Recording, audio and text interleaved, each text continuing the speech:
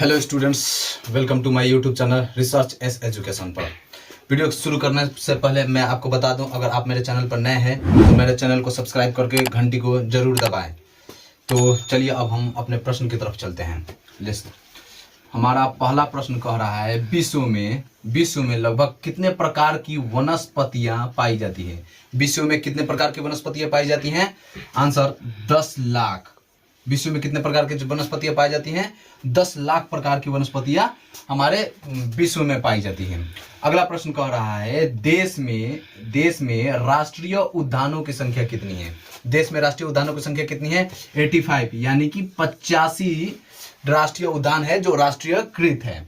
अगला प्रश्न हमारा कह रहा है, तीसरा नंबर, नेपाल और भारत के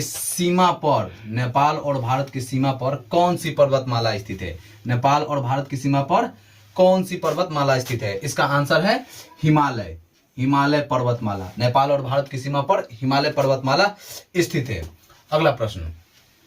हमारा अगला प्रश्न कह रहा है, विश्व की सबसे लंबी नदी कौन सी है? विश्व की सबसे लंबी नदी कौन सी है? नील नदी है। विश्व की सबसे लंबी नदी कौन सी है? नील नदी है। अगला प्रश्न कह रहा है, भारत के जनसंख्या के कितना प्रतिशत लोग कृषि पर निर्भर करते हैं?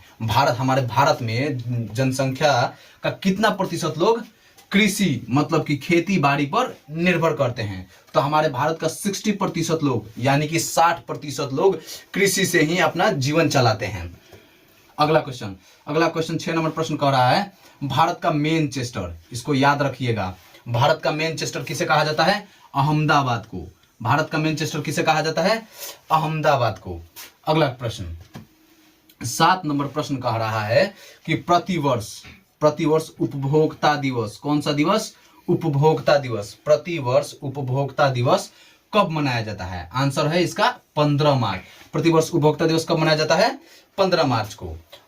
हमारा अगला प्रश्न कह रहा है, पंचतंत्र के लेखक कौन है? तो पंचतंत्र के लेखक विष्णु शर्मा जी है। ये भी क्वेश्चन पूछा जा चुका है, इसको नोट कर लीजिएगा, ये क्वेश्चन कई बार आ चुका है एग्जाम में।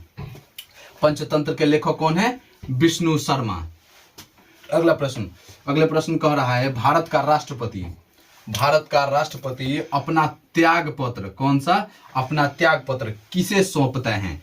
भारत का राष्ट्रपति अपना त्याग पत्र किसे सौंपते हैं? तो वो है उपराष्ट्रपति। भारत का राष्ट्रपति अपना त्याग पत्र किसे सौंपते हैं? अपने उपराष्ट्रपति को। ये भी क्वेश्चन कई बार, इसमें बहुत से लोग गलत कर देते हैं याद होते हुए भी, तो इसलिए इसको बारीकी से याद कर लीजिएगा। ये भी क्वेश्चन कई बार पूछा जा चुका है एग्जामों में। अगला प्रश्न 10 नंबर प्रश्न कह रहा है, भारत रत्न प्राप्त करने वाला, कौन सा? भारत रत्न प्राप्त करने वाला प्रथम वैज्ञानिक, भारत रत्न प्राप्त करने वाला प्रथम वैज्ञानिक कौन था? वो है सीवी रमन। ये अपने भारत के लिए बहुत ही गर्व की बात थी। अगले प्रश्न 11 नंबर प्रश्न कह रहा है, पुनः वेदों की ओर चलो का नारा किसने दिया है? तो स्वामी दयानंद सरस्वती ने कहा था कि पुनः वेदों की ओर चलो। तो पुनः वेदों की ओर चलो का नारा किसने दिया? स्वामी दयानंद सरस्वती। अगला प्रश्न 12 नंबर प्रश्न कह रहा है कि सर्वाधिक सीमाओं वाला देश कौन सा है? सर्वाधिक सीमा मतलब कि सर्वाधिक बॉर्डर लाइन किस देश से सटे हुए हैं? तो वो है चीन। वैसे भी ये उथल पुथल मचाते ही रहता है। चाइना, ये 13 देश से लगे हुए इसका बॉर्डर है। कितने देश? 13 देश से ये घिरा हुआ है। तो सर्वाधिक सीमाओं वाला देश कौन सा हुआ? चाइना हुआ सर्वाधिक सीमाओं वाला देश। अगला प्रश्न 13 नंबर हमारा प्रश्न कह रहा है, ध्यानचंद ट्रॉफी किस खेल से संबंधित है? ध्यानचंद ट्रॉफी किस खेल से संबंधित है? हॉकी। ध्यानचंद ट्रॉफी किस खेल से संबंधित है? हॉकी खेल से संबंधित है। ध्यानचंद इनको शायद हॉकी का जादूगर भी कहा जाता है।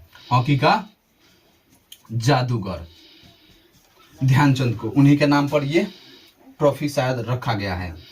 तो ध्यानचंद ट्रॉफी किस खेल से संबंधित है? हॉकी का जादूगर किसे कहा जाता है? मेजर ध्यानचंद को।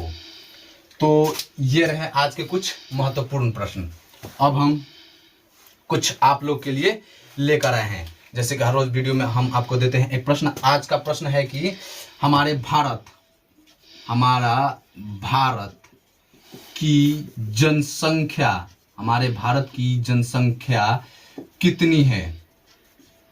हमारे भारत की जनसंख्या कितनी है? इस क्वेश्चन का आंसर हमारे कमेंट बॉक्स में आप जरूर दीजिए। जय हिंद।